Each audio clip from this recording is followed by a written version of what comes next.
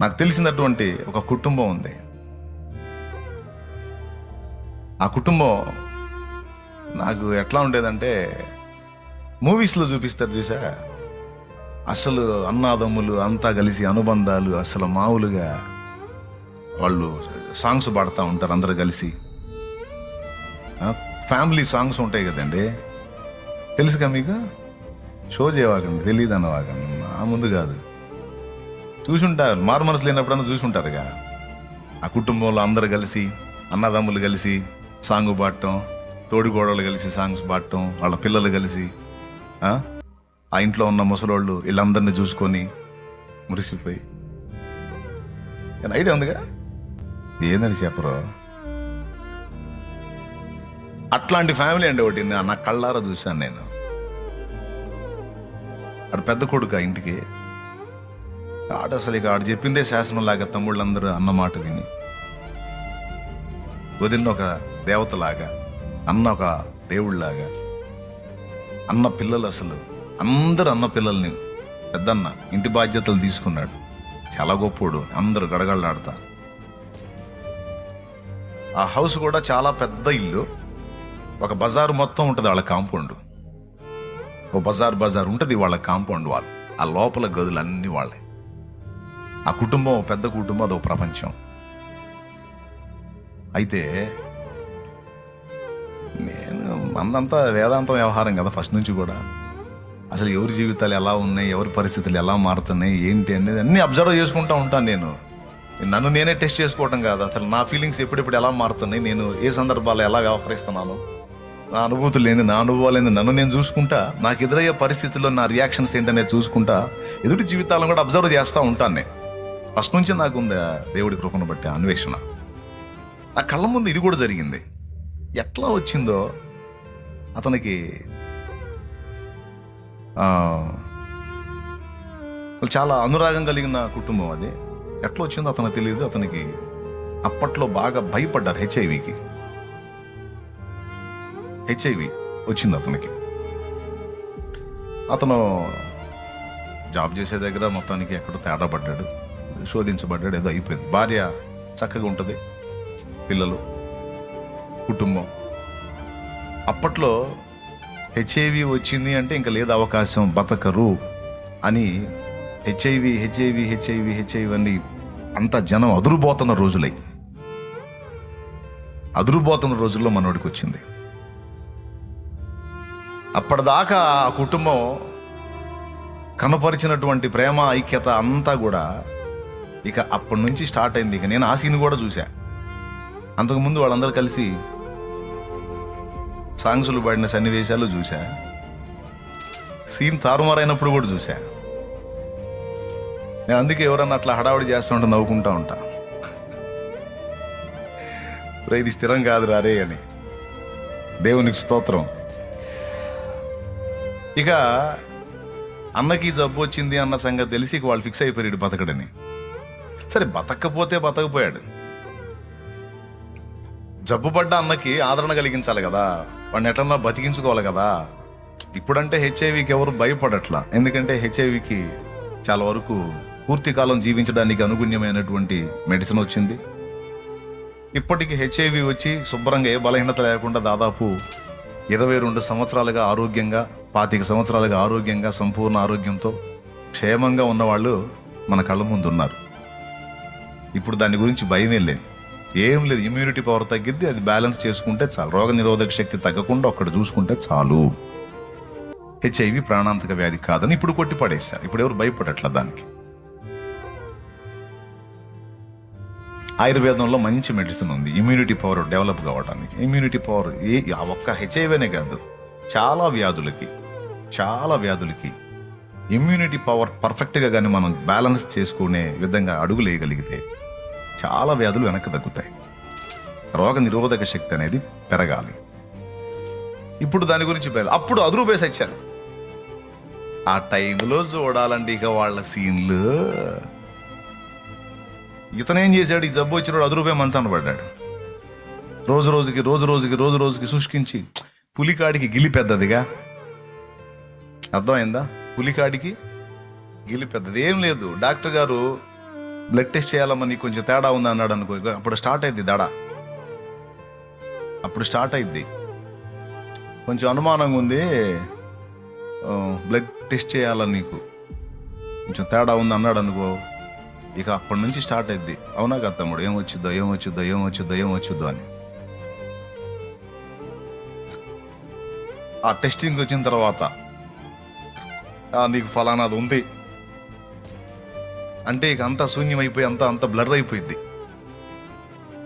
ఫలానా బలహీనత వచ్చింది, ఫలానా సమస్య వచ్చింది, నీకు ఫలానా వ్యాధి సోకింది అన్నప్పుడు ఇక శూన్యం ఆవరించి కొద్ది రోజులు మనుషులు గారు. ఒకవేళ టెస్ట్ చూసి గుండె దడ పెంచుకొని పోతావు లోపలికి, చూసి అది బాగుంది, ఇది బాగుంది, అది బాగుంది, మొత్తం బాగానే ఉందమ్మా, ప్రాబ్లం ఏం లేదు అంటే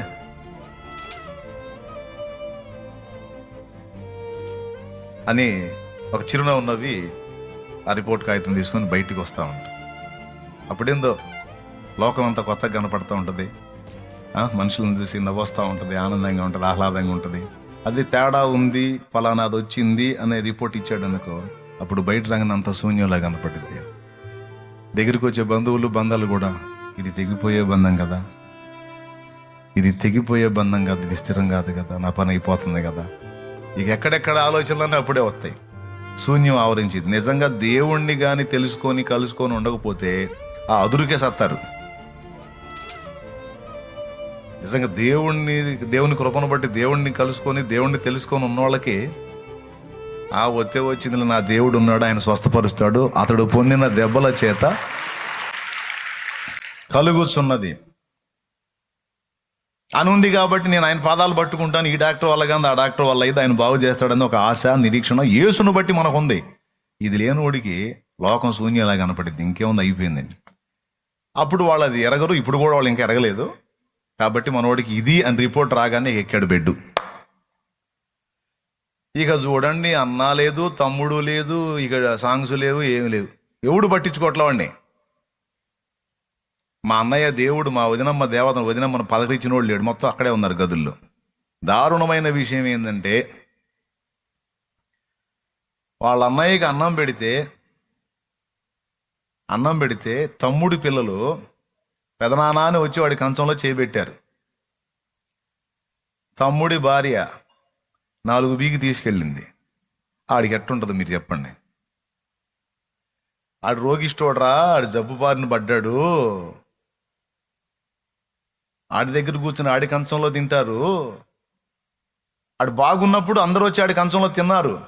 పోనానా పెదనాన్న, బావగారు వచ్చింది పాప, మీ అన్నం కోసం పెట్టండి, రా ఇదిగా బావగారు మా అబ్బాయికి పెట్టరా, బావగారు మా అబ్బాయికి. తమ్ముళ్ళు చాలా మంది ఉన్నారు, అందుకని తప్పకుండా తీసరమ్మా, పోరా, ఇంటి మొత్తానికి దేవుడురా, ఆయన చేత్తో తింటేనే మీకు ఆరోగ్యం, తినండి అయ్యా, పోండ్రా. బావగారు మరి మా పాపకో 3వ, అందరికీ ప్రేమ. అదే బావగారి కంచంలో అలవాటు చొప్పున పోయారు పిల్లలు పాపం. పోతే ఆడి కళ్ళ ముందే పెట్ట కొట్టామంతో తీసుకొని పోయి, ఆడికి ఎలా ఉంటుంది మీరు ఊహించండి. ఆ ప్లేస్లో, ఆడున్న ప్లేస్లో నేను ఊహించుకోను, నీకేమనిపించిద్దా నాకు 2 ముక్కలు చెప్పరా, ఫ్రీగా మాట్లాడుకుందామండి. ఏంది చెప్పాలి మీరు? బాధ అనిపించిద్దా? జీవితం అనిపించిద్దా? ఎందుకురా నా బతుకు అనిపించిద్దా? కొంచెం బాధ అనిపించిద్దా? మరి బాధ అంటవే,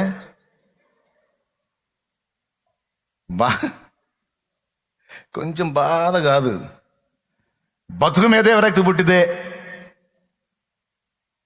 పసిబిడ్డల్ని కూడా అంత అన్నం కూడా రోగిష్టోడు, కొంచెం బాధ కాదు, విరక్తి పుట్టిన జీవితం ఎందుకు బతకాలరా నాలంటోడు అనిపించింది. ఆయన వెళ్ళిన వాష్రూమ్లోకి బిడ్డ వెళితే తన్నుకుంటా తీసుకొని పోయింది ఇంకొక ఆమె వచ్చి. ఆ రోగిష్టోడు పోయింది, దానిలోకి పోయి సస్తావేమిరా, రారా అని. మీకు తెలుసా వాడు తిండి మానుకొని ఏడ్చి ఏడ్చి ఏడ్చి ఏడ్చి చచ్చిపోయాడు.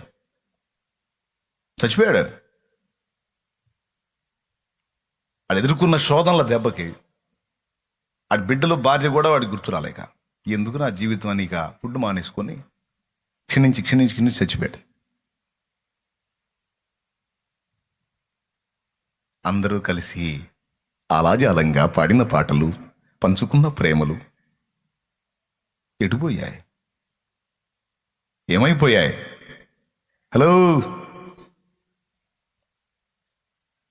మోసపోతాం, ఏమవుతాం? అందుకని ఇవన్నీ చూశాను కాబట్టి స్థిరమే లేని మనుషుల ప్రేమలు అని నేనన్నా. వెంటనే పవన్ వచ్చాడు, మావాడు.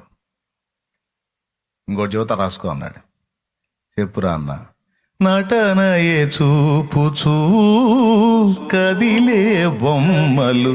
సూపర్ రా, అద్భుతం అని తగిలిచ్చా. దేవునికి స్తోత్రం, హల్లెలూయా.